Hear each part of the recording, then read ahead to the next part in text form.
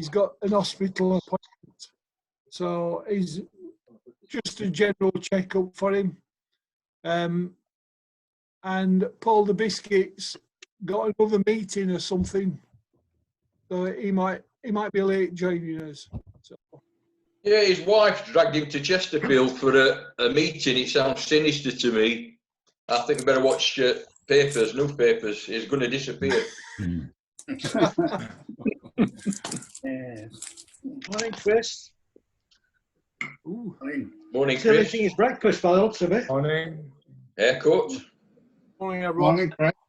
Everybody's at Oh their my haircut. goodness. Hey, that's a good haircut, that. That's a good one, that. Terrific. Weren't he? He were in a Oh, lower Tombstone. weren't he? What? Alice, Hello, hello. Chris is on a short fucking sides. Looks Haircut. like Frank the Young. Haircuts. As a Wednesday, I'm getting a bit nervous as crowds building up a bit. I'm not used to this. You're going to get some stick. Great escape. Pardon? It is at the moment. Trust Keith to be sinister.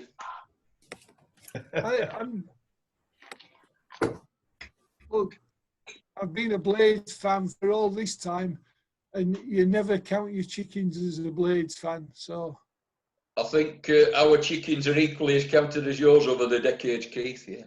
I think you're probably right. Right, shall we get cracking with John's group? There's who's whistling at me? There's not a lot of news, really.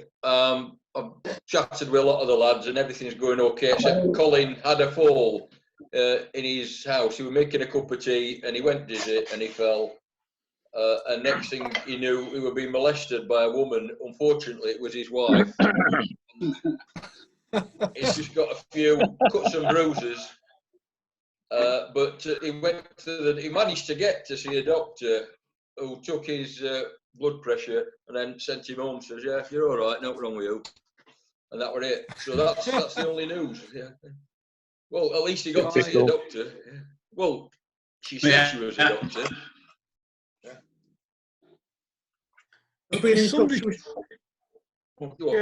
Somebody trying to join the group on an iPad. All right. Is somebody trying to join the group on an iPad and we can't see the... I'm on an iPad. And I'm on an iPad. It's not you, it's somebody else, but I don't know who it is. It just says iPad. While I'm on though, Keith. You've not clicked on the use video button. Allow video. Keith, while I'm on, can I just mention the proposed meeting at the Beighton Miners Welfare? Mick, the Bulgarian quizmeister, plays table tennis at Beighton Miners Welfare. And we've been talking about trying to get together sort of face to face in a socially distanced manner for a bit. Keith tried the cafe at Crystal Peaks and it looked like a goer, but it wasn't ultimately. But Beighton Miners Welfare are prepared to let us have a room that's quite big. I intend to go along and inspect it. My proposal is that we have a trial meeting there on Wednesday morning, the 19th of August, just to see what it's like. It's 15 quid for 2 hours, basically. And you can't grumble at that. And anyway, I've got some money in my back pocket that's Sporting Memories money, so I can pay for the room and tea and coffee for them. So that's no problem. Are any of you interested in joining us? 10 o'clock, Wednesday the 19th of August. Yeah. For a socially distanced chatting banter. Can you have a think about it and let me know beginning of the September? Well, I'm in, John. Yes, Ron. I'll let you know later, John. I'm in. Pardon? Yeah. I'll let you know later. Yeah. You'll let me know later. Okay. Should be okay. You know which room it is, John? There's a bar in I'm on the not got a right. clue, Lol. I've not been. So I'm going along to inspect it. So it's not the one with the bar. It's the one that the disabled group normally use, Yeah, I dementia group. believe. The dementia I'll group. have a look. So you're okay then, Dave? Yep. Dave the Fish. Yep. Thank you, Dave. Yeah. So if I'm Leslie okay. can have a think about it and let me know in part 2. Yeah.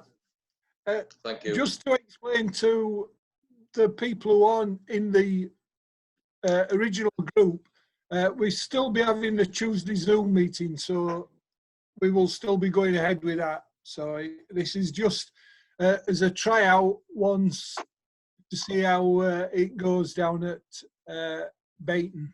And if it works out okay, I think the intentions is that any face-to-face meetings we have at the moment will be on a Wednesday rather than on a Tuesday. That's it, John. And it involves this lot here plus both groups, both the Sporting Memories groups. Anybody is invited. They can accommodate up to 20, but I'll check that it's socially distanced, that it's big enough. Okay. Yeah. But we'll still be having the Zoom meetings on Tuesday, as has become the new normal. Does everybody understand that? Yeah. Yeah. Yeah.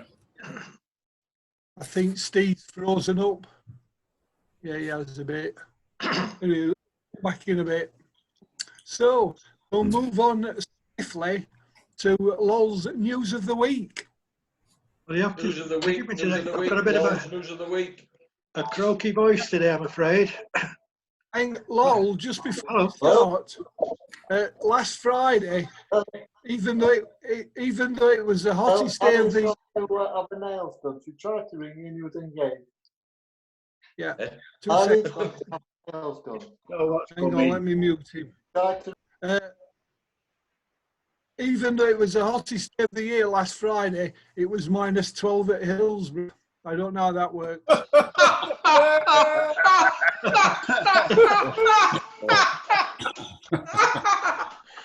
Oh dear. That's the best one you've Yeah, ever swamp. told, that, Keith. Anyway, There's that one. Yeah. Very lucky. What? okay, Lol. Right, like I say, forgive me a little bit. I've got a bit of a croaky voice this morning, but I've an cobbled improvement. something together. Is that your croquet news then? That's right. Never had that Been a before, bit busy have this we? week. Been a bit busy this week, so I've not done an awful lot. But for example, yesterday I watched Keith cut his neighbour's hedge, but he refused to come and cut mine afterwards. But that's Keith. Anyway, basketball I'll start with first of all. And it just shows what some lengths a sportsman will go to play his sport. Great Britain wheelchair basketball player George Bates says he may have to consider having his leg amputated to continue his international career. The 26-year-old has been told that his particular disability makes him ineligible to play the sport.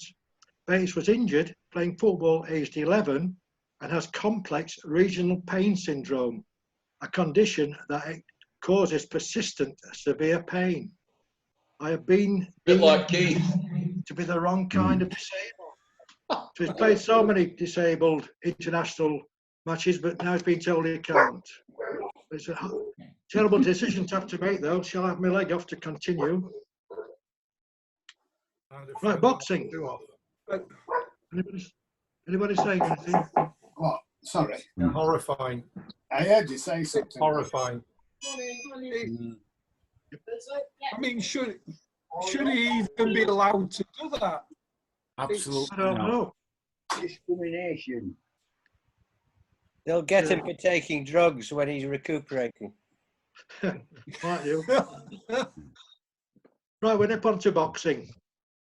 Now, world heavyweight champion Anthony Joshua will fight anywhere, anytime, says his promoter Eddie Hearn.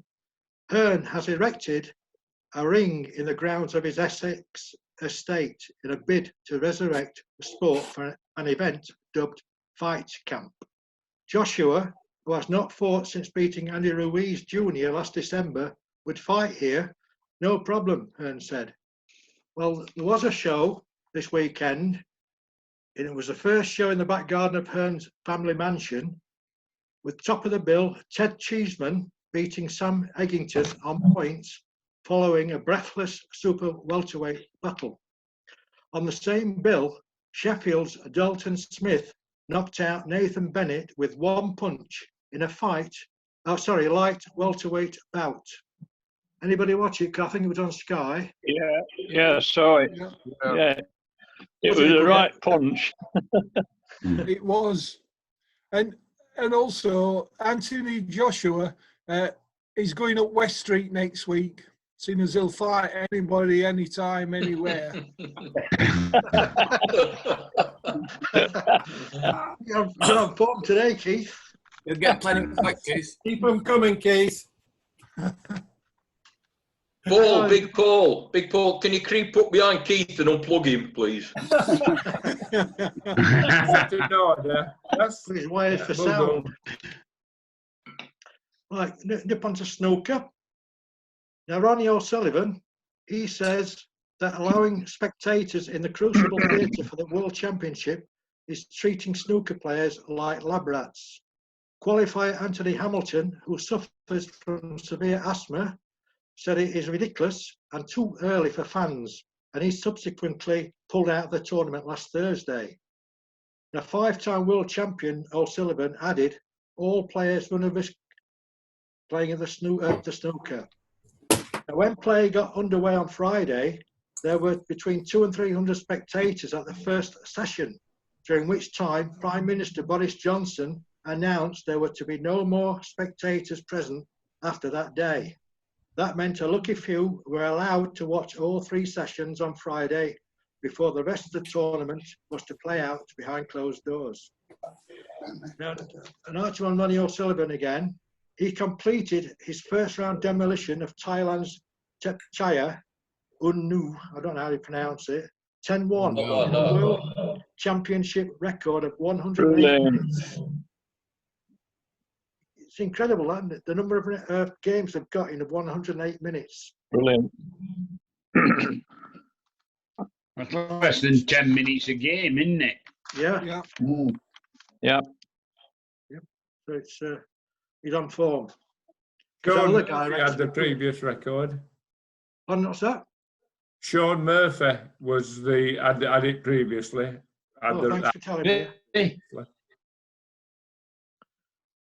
Nip on to Formula One. Now, Lewis Hamilton, he set the fastest ever lap time around Silverstone to beat Mercedes teammate Valtteri Bottas to the pole position at the British Grand Prix.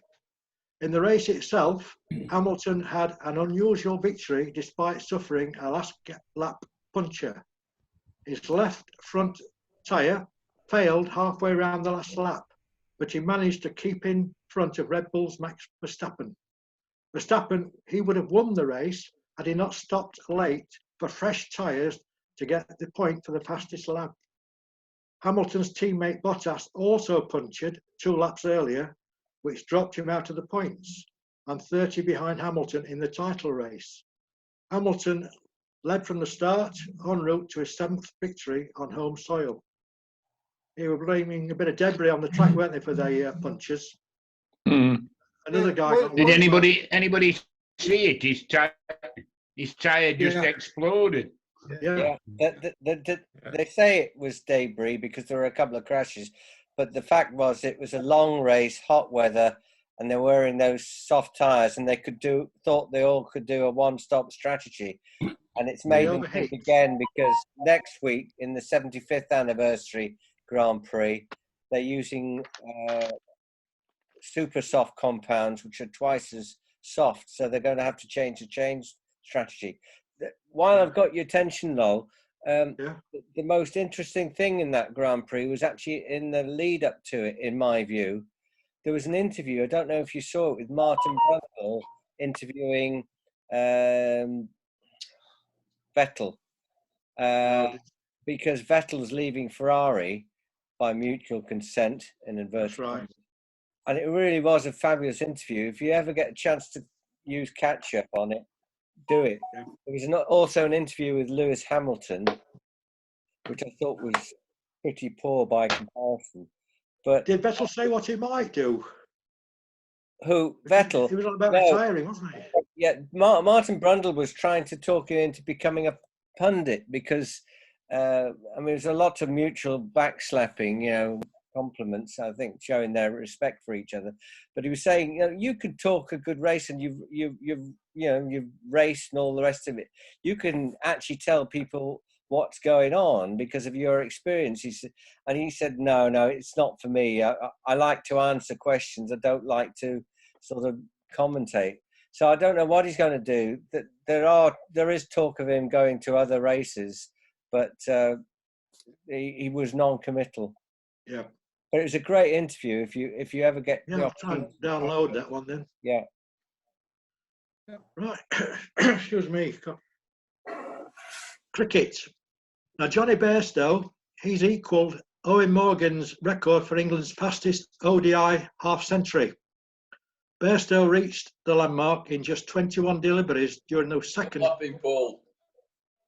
Does he know what it means? The second ODI. He does now. At the Ageas Bowl last Saturday. He was eventually out for 82 from 41 balls in helping England to a 4-wicket win to lead the 3-match series 2-0. He also reached 3,000 one-day international runs for England. Now, did anybody know who holds the world record for the fastest 50 in international ODIs? Viv Richards? No. I thought Josh Butler would have been up there. Morgan. No, Bairstow equalled his, didn't he? Of 21 deliveries. Mm. This guy's a South African. Oh, De Beer. That's right. He got 50 in 16 balls against the West Indies in Johannesburg in 2015. And he ended up with a final score of 149. So that must have been some innings. Goodness me. The final one-day match against Ireland takes place at the Ageas Bowl this afternoon, weather permitting. England seam bowler Stuart Broad, he considered retirement after being dropped for last month's opening test of the summer against the West Indies. 34-year-old Broad was left out at Southampton, where West Indies won by 4 wickets. He returned for the final 2 tests, both won by England, and took 16 wickets to pass 500 for his career. Were there thoughts of retiring going through my head? 100%, because I was so down after being dropped, I felt like retiring. So he must have been really down. But he certainly came back. Now, former England and Warwickshire batsman Jonathan Trott, he's been appointed as an England batting coach for the upcoming 3-test series against Pakistan. He will take over the role from Graham Thorpe, who will go back to being the assistant coach. A little bit on Yorkshire. They're on course for a win against Durham today in the Bob Willis Trophy Championship match. Chasing 171 to win at the Riverside, Yorkshire finished the 3rd day on 103 for 3, leaving them to get 68 for a victory today with 7 wickets in hand. So a good day for Yorkshire. Weather permitting. Weather permitting. Yeah, weather permitting. Hello. What's the Bob Willis Trophy? I haven't been keeping up to speed with it. What's the setup? It's just it's a regionalised championship, if you like, with less games and fewer, like a northern section, southern section, and they just named it after him. The winners are going to play each other for the county championship. Right. It is a county championship game, Ian. Yes. It's just called the Bob Willis Trophy. Because they haven't got a sponsor for the county championship yet this year. Oh, right. Well, didn't anybody come in before the COVID then? No. Steve? No. You thought they'd have somebody up front, wouldn't you, for that? Well, yeah, but they haven't. No. They haven't got anybody up front. So Yorkshire have got 2 away games and 3 home games. Yeah. So they play each other once, so that's 5 games. And then whoever's the top of the divisions play in the ultimate final. champion. Yeah. Dave Redfern's hoping to get to see one of the Yorkshire games because I think it's at Scarborough. Yeah. No, they're not playing at Scarborough. They're not doing it now, are they? No. Right. There's away at Durham today. There's away at Notts next on Sunday, and then the next 3 games are at Headingley. They might be playing a T20 at Scarborough. Right. But not a championship.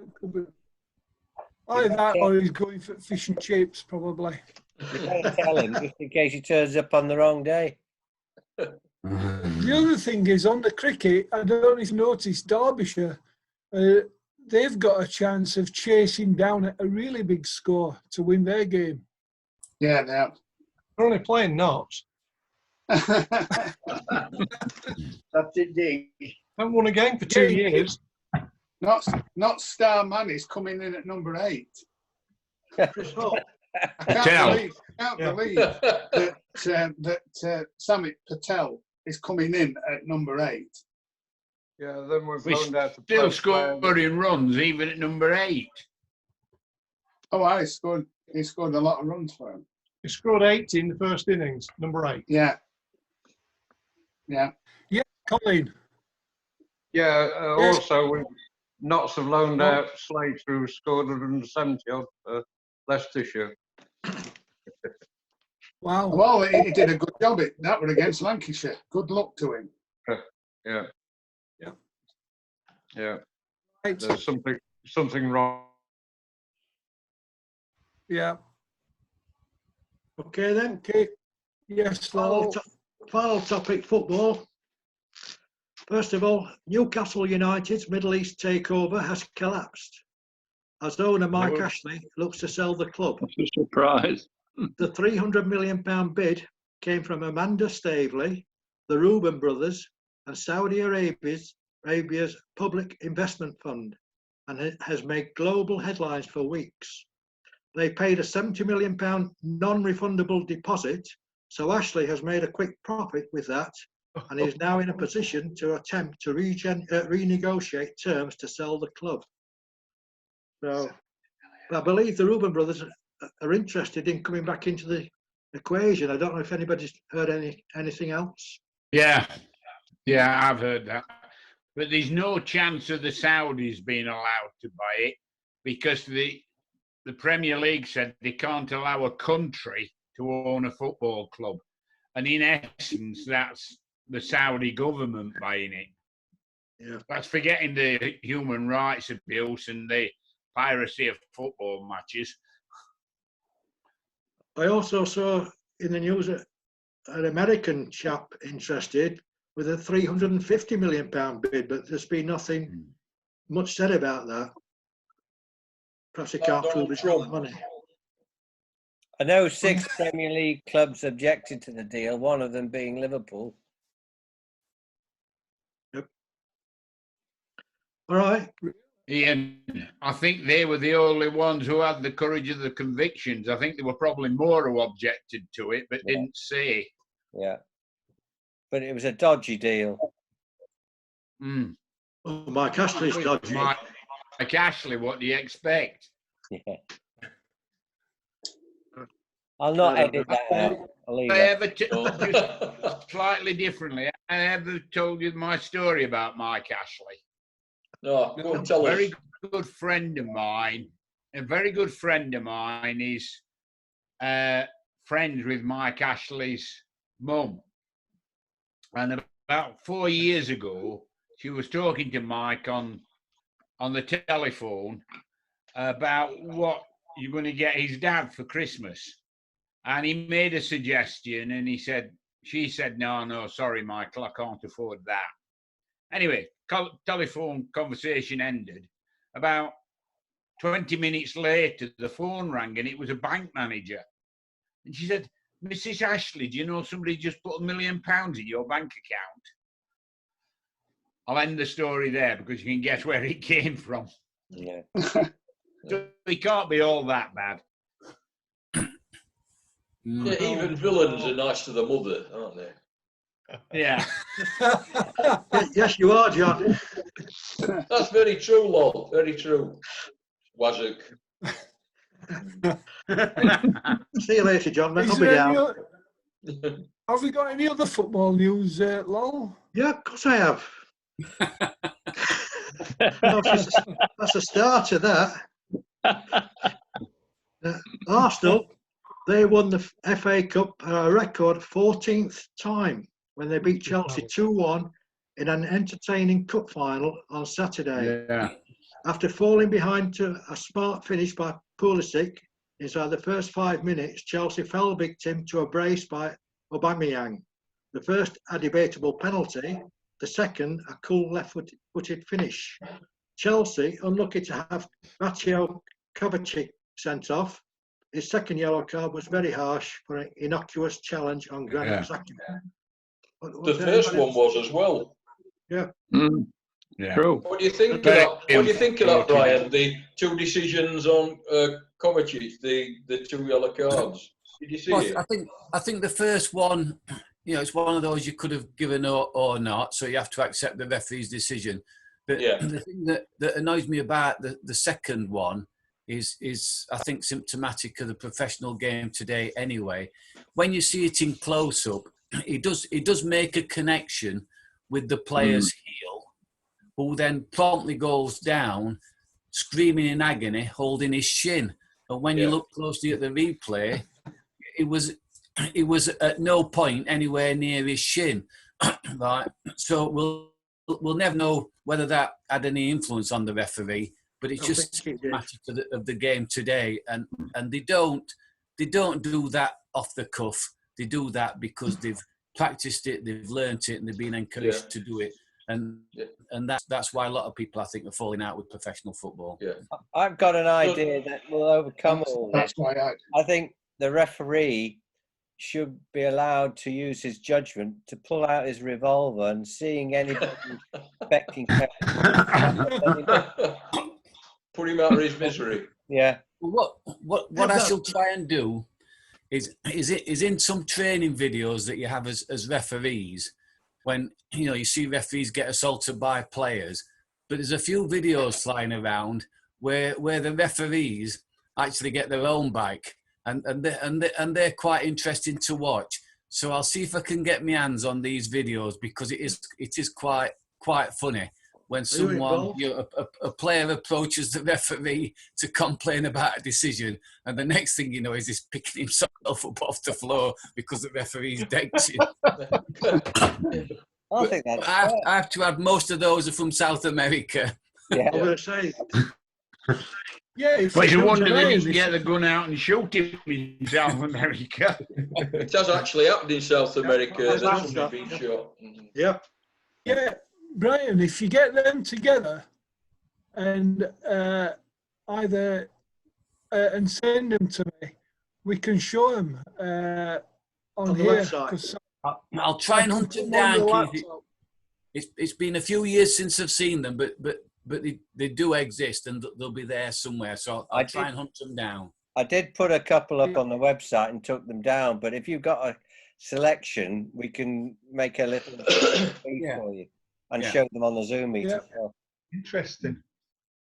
But they are funny. Carry on. Right. Now, Chris Basham, he signed a contract to stay at Sheffield United till the summer of 2022. He had a great season, being voted Fans Player of the Year and also Players Player of the Year. Another accolade for Basham was being voted into the Premier League's Best 11 of the season, first by Alan Shearer and then by Robbie Savage. So that's a good accolade, isn't it? Now? He's known for his good judgment, Robbie Savage, isn't it? Yeah. Did Garth Crooks vote for him? Lawrenson, know who he is. Lawrenson, he'd have voted for him. Yeah. Why pick on people that don't like United? Wednesday. Now the Owls have finally learned of their fate when an independent disciplinary panel decided to deduct them 12 points next season. This has annoyed both Wigan and Charlton, both of whom were relegated. Wednesday would have finished bottom if it had been this season, and they would have gone down. So I think Charlton's more aggrieved than Wigan in a way, because they'd have stayed up. Anybody, any comments on John? No, I don't blame Charlton for being aggrieved. It's only delayed it for a season. It's only delayed it for a season. Wednesday go down next season. They're a badly run club, bad manager, and that's for Wednesday. Yeah. I don't think it's over yet, because if we don't win their appeal against their 12-point deduction, then Barnsley will be calling foul over Wednesday's delayed. That's true. I think that's why it's been delayed to next season, because they know all this is going to happen. Yeah. But wouldn't it have been an idea if they'd have done the job properly and done it in time? And if they'd have done it 6 months ago, and Wednesday would have had the 12 points deducted 6 months ago, I wouldn't have objected to that, and then we would have had time to have sort of got our act together and maybe done a little bit better at end of season. Maybe, I could have lived with that then. But the season's gone on and on. Sorry, Ron. The season's gone on and on and on, and now we're several months after the end of the normal season. So how can you apply it to a season that should have finished like 4 months ago? Yeah, it's been badly handled by the EFL and by Chancery. Yeah. The other thing is Derby. They've still not come up with an answer, a punishment for Derby. They might be thrown into the mix. Although it would be strange if Derby got punished more than what Wednesday did. Yeah, I agree, Keith. Yeah. Given that we've not been found guilty of deliberately doing something wrong, apparently. Oh no, that's right. But you never know. Derby might be guilty of. Morning. Sorry. All right. Have you got a note? Sorry, I just got lost coming downstairs. I just couldn't find it. I'll come down the stairs. Yeah. Sorry, I've got a note. Good morning, Paul. My mother wrote it. Morning. I'll start again, Paul. Morning, Paul. You've only just started. For you, Paul. Any more football? Lol? One more.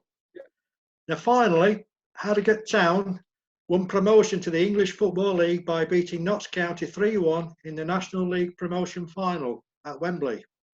Manager Simon Weaver, who took over the club in 2009, led them to their highest ever position in their league this season. The first thing they have to do is replace the artificial surface at their ground with grass as per EFL rules. The pitch is being dug up today and won't be ready for the start of the new season. Doncaster Rovers have kindly offered them use of their ground for home games until the pitch is ready. I used to play against Harrogate Town. Pardon? I used to play against Harrogate Town. They were in 100 years ago. I played a regional civil service final on their ground. We lost 1-0. Yeah. I mean, it should be fun when such as some of the bigger clubs go to visit there, because it's tiny. Yeah. Well, they've got Bradford. Even by such. Yeah, they've got Bradford and Bolton Wanderers. Yeah, they have. So it should be good. They've got such a following that when they ran on the pitch and when celebrating, they still managed to maintain a 2-metre distance.